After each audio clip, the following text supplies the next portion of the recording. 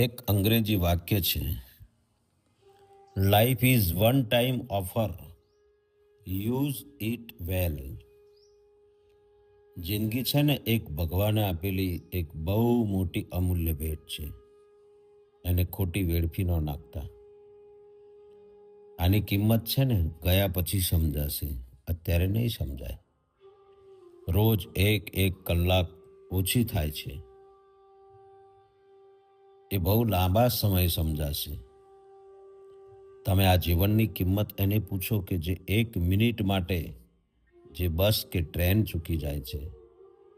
પરીક્ષા આપ્યા પછી પાસ થવામાં 1 માર્ક્સ માટે રહી ગયો હોય કોઈ વિદ્યાર્થી, કે દોડવાની હરીફાઈમાં 1 મિનિટ માટે રહી ગયો હોય.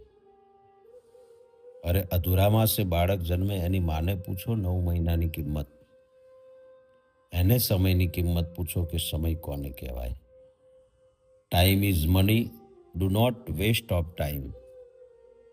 એકવાર આ સમય ગયો ને, કરોડો નહીં, અબજો રૂપિયા આપતા પણ આ સમય પાછો નહીં મળે. માટે આજનો લાવો લઈ લ્યો બાપ. ખબર નહીં કાલ કોણે દીઠી છે. કાળ ઉપર વિજય મેળવો. દ્રષ્ટાંત યુધિષ્ઠિર અને ભીમ. યુધિષ્ઠિરે એકવાર નક્કી કરેલું કે આજે કાલે બધાને કંઈક આપવું છે.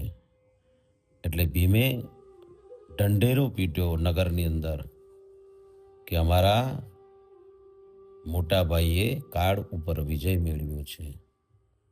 મોટા ભાઈને ખબર પડી એટલે ભીમને પૂછ્યું કે કેમ ઢંઢેરો પીટ્યો, નગરજનોને ભેગા કર્યા? તો ભીમે ખૂબ સરસ જવાબ આપ્યો કે તમને ખબર છે કે કાલે શું થવાનું છે? તમને ખબર છે? તમે કાળ ઉપર વિજય મેળવ્યો છે. માટે કાળ ઉપર કોઈ વિજય મેળવી શક્યું નથી. કાલે શું થવાનું છે એ કોઈને ખબર નથી. માટે સમયને પકડી લઈએ, સમયને જાણી લઈએ, સમયને ઓળખી લઈએ અને સમયનો સદુપયોગ કરતા જઈએ. અસ્તુ. જય સિયારામ. ઓમ નમો નારાયણ.